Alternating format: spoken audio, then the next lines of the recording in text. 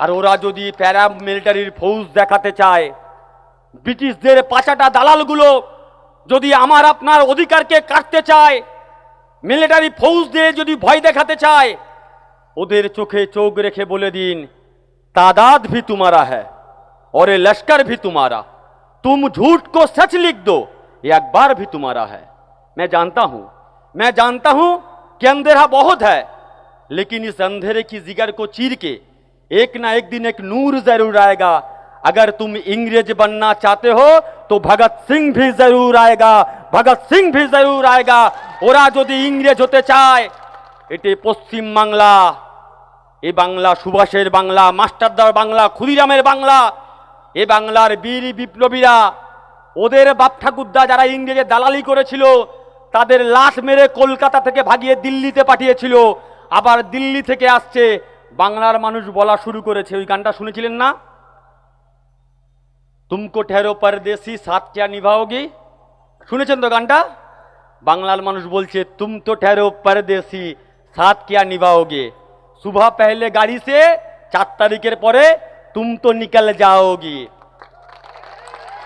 আর যখন পরদেশি যখন চলে যাবে, তখন শুভেন্দুর মতো কিছু চুনোপুটি আছে যারা এই বাংলায় দাঁড়িয়ে গান করবে, পরদেশি পরদেশি জানা নেই মুঝে ছোড়কে। আমরা তৃণমূল কংগ্রেসের বন্ধুদের কাছে আহ্বান করব, 4 তারিখে একটু বেশি করে আবির কিনবেন। অনেক কমরেড, অনেক বিজেপির বন্ধুরা আবির চাইতে আসবে, কান্নায় মুখ লুকাতে আসবে, তাদেরকে আবির দেবেন।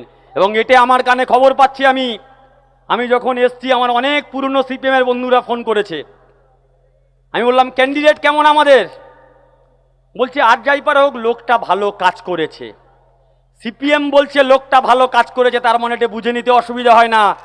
সিপিএমের মিছিলে যারা ঘুরছে, বিজেপির ঝান্ডা বেঁধে যারা বাইক নিয়ে র্যালি করছে, যখন ইভিএম এর সামনে বোতাম দেখতে পাবে, গৌতম পালের নাম আর ছবি দেখলে টপাটপ 1 নম্বরে বোতাম টিপবে, কোনো চিন্তা করবেন না। তাই এলাকার মানুষের কাছে আহ্বান করছি, আমার অভিভাবকের কাছে আহ্বান করছি, মায়েদের কাছে আহ্বান করছি, আসুন একসঙ্গে কাঁধে কাঁধ মিলিয়ে গৌতম দাকে বিপুল ভোটে জয়যুক্ত করি। 1 নম্বর 23 তারিখে 1 নম্বর বোতাম এত টিপবেন যেন ওই বোতাম তুলতে জেসিবি মেশিন লাগে। আর রেজাল্টের পর 4 তারিখের পরে সিপিএম, বিজেপি, কংগ্রেস জোড়া ফুল যেন না দেখে শুধু চোখে সর্ষে ফুল দেখে। এই আহ্বান জানিয়ে সবাইকে আবারও যথাযোগ্য শ্রদ্ধা, সম্মান, সালাম, ভালোবাসা জানিয়ে আমি আমার কথা শেষ করলাম। জয় বাংলা, জয় বাংলা, জয় বাংলা, জয় বাংলা। যতই করো হামলা। আমি সিপিএম এর কাছে বলবো, সিপিএম এর কনফারেন্স হয় এখানে, সিপিএম এর তো অনেকে আছে, দিদিও বলছিল সিপিএম থেকে এসছে, ওদের সম্মেলন হয়। সম্মেলনে 5 বছর, 2 বছর, 3 বছর কি করেছে তার জন্য এরকম বই হয়। আমরা বলবো, তোমরা 2-3 বছরের সম্মেলনের জন্য যত না মোটা বই করো, তার চেয়ে বেশি মোটা বই গৌতম পালের কাজের খতিয়ান এখানে দেয়া আছে। যদি না পেয়ে থাকো, আমাদের তৃণমূল কংগ্রেসের কর্মীরা বাড়িতে বাড়িতে পৌঁছে দেবে। এই বাংলার মাটিতে, বিশেষ করে করণদিঘির মাটিতে আপনারা আজকের যে জমায়েত করেছেন, তাতে বিজেপি আর সিপিএম এর কোমর ভেঙে গেছে। আমার গলা সারবে, ওদের কোমর সারবে না। আজকের পর প্রমাণ হয়ে গেছে। কয়েকদিন আগে পয়লা বৈশাখ ছিল, এখন বৈশাখ মাস চলছে। তার আগে সবাইকে নববর্ষের শুভেচ্ছা। পয়লা বৈশাখের দিন হালকাতা হয় এদিকে, পয়লা বৈশাখের দিন কলকাতার দিকে পয়লা বৈশাখের দিন হালকাতা হয়। বৈশাখ মাসে হালকাতা হয় পয়লা বৈশাখের প্রথম দিন। বলে প্রথম দিনে নাকি হিসাব দেনা পাওনা সব মিটিয়ে নিতে হয়। তোমার পুরনো যত হিসাব ছিল সমস্ত কিছু বন্ধ করো আর নতুন হিসাব ওপেন করো। করণদিঘির মানুষ বলা শুরু করেছে, বিজেপি সিপিএম এর খাতা বন্ধ হলো, গৌতম পালের খালা নতুন করে শুরু হলো, খোলা হলো। এই পয়লা বৈশাখে আমাদের শপথ। কয়েকদিন আগে সোশ্যাল মিডিয়াতে দেখলাম এখানে সিপিএমও সভা করেছে। করণদিঘি সহ আশেপাশের বিধানসভা থেকে লোক নিয়ে এসে মাঠ ভরে ভাবছে ভোটে জিতে যাব। আর গৌতম পাল বলেছে আপনারা 4টে অঞ্চলে, তাও সমস্ত মানুষ এখনো আসেনি, এ মাঠ ভরিয়ে দিয়েছে। যদি করণদিঘির সমস্ত মানুষ আসতো, এই এলাকা অঞ্চল ভরে যেত। ফলে মাঠ ভরিয়ে তৃণমূলের কর্মীদেরকে যারা ভয় দেখাতে চায়, আমরা বলছি এখনো সময় আছে, সূর্য এখনো অস্ত্র যায়নি, এখনো সময় আছে। ভয় দেখানোর দিন শেষ, চমকানোর দিন শেষ। নতুন করে করণদিঘির মাটিতে নতুন করে মডেল করণদিঘি করবার জন্য করণদিঘির মা বোন ভাই দাদা বাপ কাকারা জোটবদ্ধ হয়েছে। করণদিঘিকে জেতাতে হবে, করণদিঘিকে বাঁচাতে হবে। আর করণদিঘি যদি বাঁচে তবেই পশ্চিমবাংলা বাঁচবে। সিপিএম এখানে এসছে। আগের দিন আপনারা অনেকেই জানেন যে আমি সিপিএম করতাম, লাল ঝান্ডার পার্টি করতাম। গলায় এখনো লাল গামছাটা রেখেছি, লাল ছাড়িনি। অনেকে বললো, দাদা তুমি লাল গামছা কেন রেখেছো? তুমি তো বামপন্থী ছিলে, এখন তুমি ডানপন্থী হয়েছো।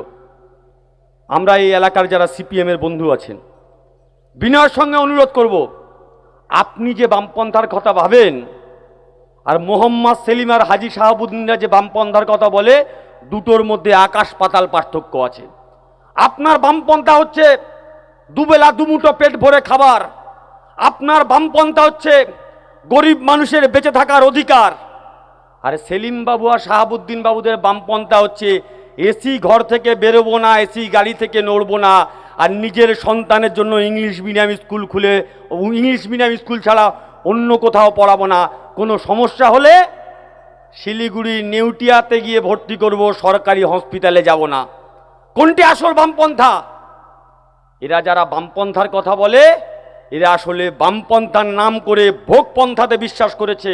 আর এ কথা গ্যারান্টি দিয়ে বলে যাচ্ছি, এই বাংলার মাটিতে মমতা ব্যানার্জির চেয়ে বড় বামপন্থী আর একজনও আপনি খুঁজে পাবেন না। এসো আলোচনা করি। আপনারা বলবেন এই কথা বললেন, এসো আলোচনা করি। তোমরা তো দুবেলা দুমুঠো পেট ভরে খাবার কথা বলেন, তোমরা বলেছ। আর মমতা ব্যানার্জি বলেছে, ওরা ভাবছে আমি প্রতিটা মানুষের 2 টাকা কেজি দরে চাল দিয়েছি, যাতে প্রতিটা মানুষ দুবেলা দুমুঠো গরম ভাতের গন্ধ পায়। এটাই তো বামপন্থা। তোমরা স্কুল স্কুল করে লাফালাফি করছো, বলছে এডুকেশনের 12টা বাজিয়েছে, এডুকেশন হাফ করব। আমি সিপিএম এর বন্ধুদের কাছে প্রশ্ন করতে চাই, তোমরা যে দলে আছো আর তোমাদের দলের যিনি প্রার্থী আছেন, হ্যাঁ গো, ওনার নামে কটা স্কুল আছে? কটা স্কুল আছে? কে বলে 3টা, কে বলে 4টা, কে বলে 8টা, আমি জানি না কটা আছে। কিন্তু সেই স্কুলগুলোর আমি লিস্ট পেয়েছি। তোমরা যে সিপিএম এর বন্ধুরা আছো, মাথায় ঝান্ডা বেঁধে দিন রাত 24 ঘন্টা ওই ক্যান্ডিডেটের পেছনে দৌড়াচ্ছ, ভাবছো তোমাদের জন্য ভালো দিন আসবে। বিশ্বাস করুন, ওনার স্কুলে তোমার বাড়ির ছেলেকে ভর্তি করতে হলে 24,000 টাকা লাগবে। আপনি দিতে পারবেন তো? আপনার ছেলে ওই স্কুলে পড়তে পারবে তো? আর উল্টো দিকে দাঁড়িয়ে মমতা ব্যানার্জির সরকার, উল্টো দিকে দাঁড়িয়ে বিধানসভাতে দাঁড়িয়ে গৌতম পালরা বলেছিল, এ বাংলার মাটিতে শুধুমাত্র দিদি স্কুল করলে হবে না, আমাদের যা বাজেটে বরাদ্দ হয়েছে তার 18%-এর বেশি ব্যয় করতে হবে। গৌতম পালদের কথা শুনে মমতা ব্যানার্জির সরকার বাজেটের 18%-এর বেশি স্কুল খাতে ব্যয় করেছে। গৌতম পালরা বলেছিল বিধানসভার মধ্যে দাঁড়িয়ে যে দিদি আপনি তো স্কুল করেছেন, কিন্তু আমার করণদিঘি এলাকায়, পশ্চিমবঙ্গের এলাকার অনেক স্কুল আছে, প্রত্যন্ত গ্রাম আছে, যে গ্রামের ছেলেপুলেদের জন্য ইংলিশ মিডিয়াম স্কুল লাগবে। আমাদের রাজ্যের মুখ্যমন্ত্রী 10টা প্রতিশ্রুতি দিয়েছিল, তার মধ্যে একটা প্রতিশ্রুতি হচ্ছে এই করণদিঘি সহ পশ্চিমবঙ্গের বিভিন্ন জায়গায় মডেল স্কুল তৈরি করা হবে, ইংলিশ মিডিয়াম স্কুল চালু করা হবে বিনা পয়সায়। ওখানে 24,000 টাকা দিয়ে পড়তে হবে। আর তৃণমূলে ভোট দিলে সরকারি স্কুলে বিনা পয়সায় আপনার ছেলেকে ইংলিশ মিডিয়াম স্কুলে পড়াতে হবে।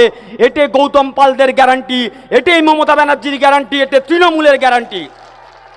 এসো আলোচনা করি। না, এসব নিয়ে আলোচনা করা যাবে না। যারা দিন রাত 24 ঘন্টা সিপিএম এর নামে গালাগাল দেয়, যারা দিন রাত 24 ঘন্টা তৃণমূলের নামে গালাগাল দেয়, মমতা ব্যানার্জির উঠতে বসতে গালমন্দ করে, অভিষেক ব্যানার্জির বিরুদ্ধে 2টো গাল না দিলে যাদের পেটের ভাত হজম হয় না, আমার সেই বিজেপির বন্ধু, সেই সিপিএম এর বন্ধু ফেসবুকে গালাগাল দেওয়ার পরে যখন দরজা খোলে, আর দরজা খুলে যে রাস্তাটার সামনে পা দেয়, ওই রাস্তাটাও তৃণমূল কংগ্রেস করে দিয়েছে। আর করণদিঘির মানুষ তাই বলছে, এবারে যতই চেষ্টা করো না কেন, যে মানুষটা আমাদের বাড়ির সামনে রাস্তা করে দিয়েছে, যে মানুষটা আমাদের অলিতে গলিতে পাড়াতে রাস্তা করে দিয়েছে, সেই মানুষটাকে আমরা বিধানসভায় পাঠানোর রাস্তার ব্যবস্থা করে দেবো। সেই মানুষটা আমাদের ভোটে বিধানসভা রাস্তায় সোজা নবান্নতে যাবে, করণদিঘির মানুষ বলছে।